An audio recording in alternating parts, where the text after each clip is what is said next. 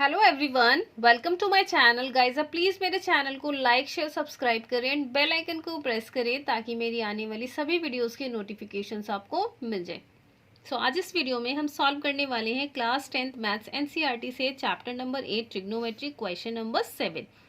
Question number 7 is if cot theta is equal to 7/8 then evaluate 1 plus sine theta 1 minus sine theta upon 1 plus cos theta 1 minus cos theta and second part में cot square theta. इन दोनों parts की value हमें find करनी। So first हम यहाँ पे draw कर लेते हैं right angle triangle. Right angle triangle हम यहाँ पे ड्रॉ कर लेते हैं। देखिए इस तरह से A B C, B is 90, A को ले लेते हैं थीटा। क्वेश्चन में हमें गिवन है cot theta is equal to 7/8 and हमने आपको इंट्रोडक्शन पार्ट में क्या पढ़ाया था कि कॉट थीटा क्या होता है। कॉट थीटा कितना होता है, base upon perpendicular, base upon perpendicular, और थीटा के साथ वाली साइड होती है बेस, सामने वाली होती है परपेंडिकुलर, और 90 के सामने होता है हमारा hypotenuse. Okay, so cot theta is equal to कितना होता है हमारे पास, base upon perpendicular. So base कितना आ जाएगा हमारे पास, ए बी की वैल्यू कितनी आ जाएगी यहाँ से 7 एंड परपेंडिकुलर कितना आ जाएगा B C. So this will equal to 8। यहाँ लिख लिया आप ना, साइड में यहाँ पे लिख लिया करिए कि let angle B is equal to 90 degree. वैसे तो इस तरह से जब हम एंगल को ड्रॉ करते हैं तो इसका मतलब 90 ही होता है, बट फिर भी आप यहाँ साइड में लिख लिया करिए। ओके, इससे प्रीवियस क्वेश्चन में मैं लिखना भूल गई थी, बट यहाँ से आप एक बार चेक कर लीजिएगा, अगर नहीं भी लिखा तो आप खुद से इसको राइट कर ली। सो यहाँ पे देखिए हमें जो फाइंड करना है उसके लिए हमारे पास ट्राइंगल की तीनों साइड्स का मेजरमेंट होना जरूरी है, बट हमारे पास यहाँ पे हाइपोटेनियस है ही नहीं। सो हम यहाँ पे क्या करेंगे, using Pythagoras theorem, using Pythagoras theorem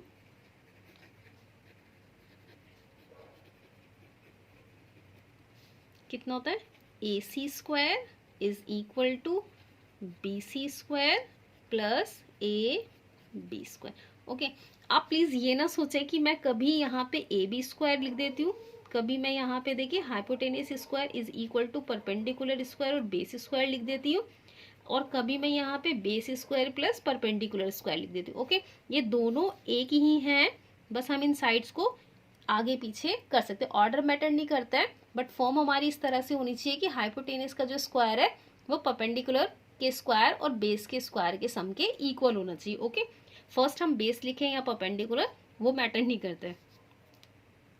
so देखिए AC की वैल्यू कितनी है हमारे पास, है ही नहीं, हमें AC फाइंड करना है। BC की वैल्यू कितनी है हमारे पास 8, सो 8 का स्क्वायर, एंड AB कितना है हमारे पास 7 का square. So this will equal to 64 and 7 का square is equal to 49 AC square.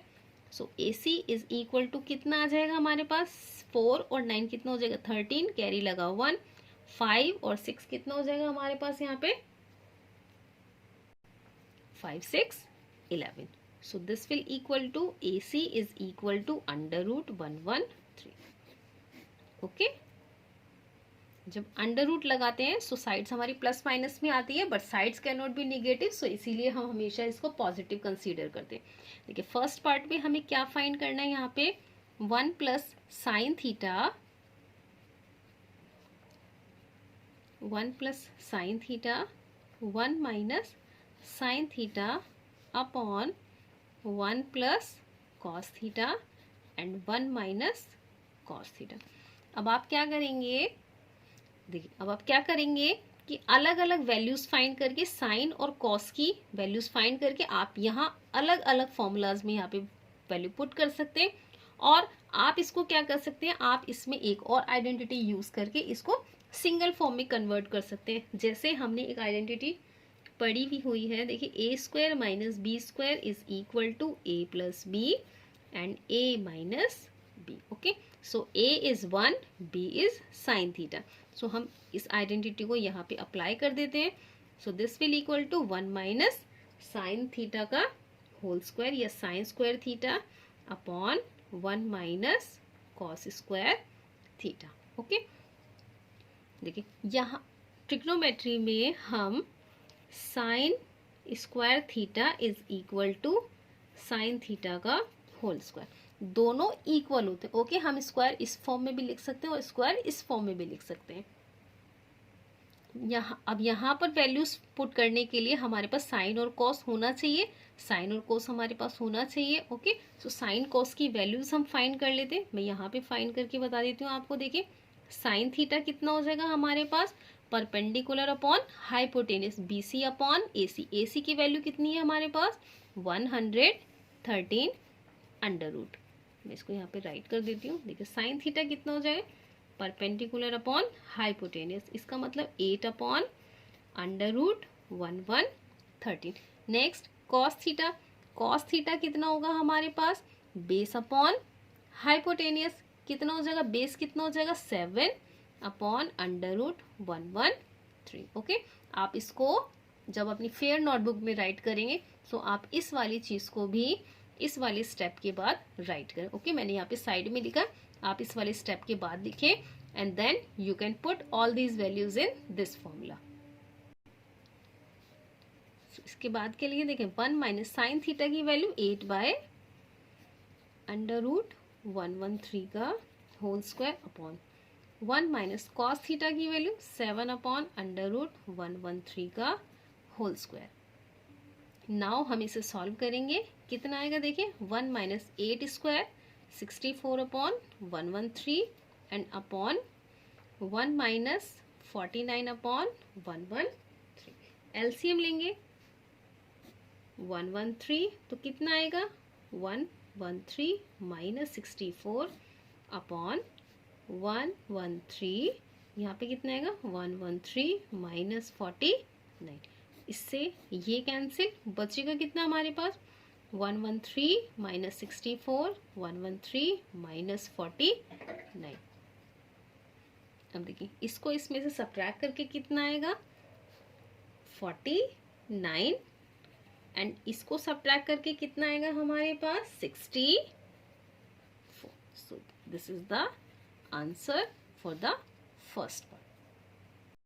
देखिए, सेकंड पार्ट है इसका, सेकंड पार्ट का आंसर मैं इस बॉक्स के अंदर राइट कर देती हूँ। ओके, मेरे पास थोड़ा सा स्पेस कम है। सो सेकंड पार्ट कितना है हमारे पास, कॉट स्क्वायर थीटा।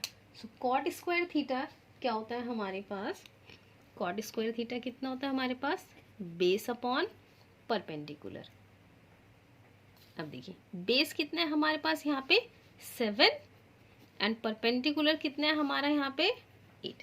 सो इसको हमें यहाँ पे स्क्वायर करना होगा दोनों साइड का। सो कितना आ जाएगा, कॉट स्क्वायर थीटा एंड 7 का स्क्वायर कितना 49 and square of 8 is equal to 64। So final answer write कर देते हैं हम कि cot square theta is equal to 49 upon 64। This is the answer of the second part. I hope कि ये question आपको समझ में आया होगा। अगर फिर भी कोई डाउट है तो प्लीज मुझे कमेंट बॉक्स में कमेंट करें। Thank you.